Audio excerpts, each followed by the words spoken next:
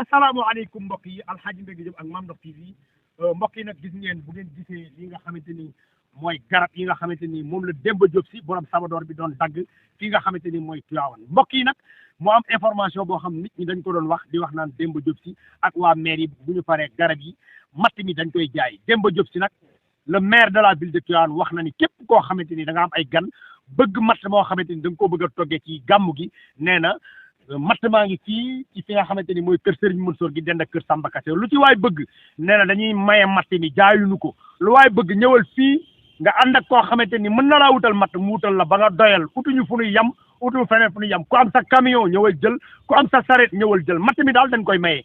daggee nañ ko ci garab yi pour waa Tivaouane la kon yéen waa Tivaouane le maire de la ville de Tivaouane nee na képp ku bëgg matt na nga ñëw fii ci fi nga xamante ni mooy kër Serigne Mansour gi dend kër Samba Kassé nga ñëw utti matt mi matt maa ngi nii di jale jaayuñu ko dañ koy maye loolu nag moo doon déclaration bi nga xamante ni moom la ñuy wax waa Tivaouane ak gan yi nga xamante ni dañuy ñëw fii ci Tivaouane képp ku bëgg matt utal sa sareet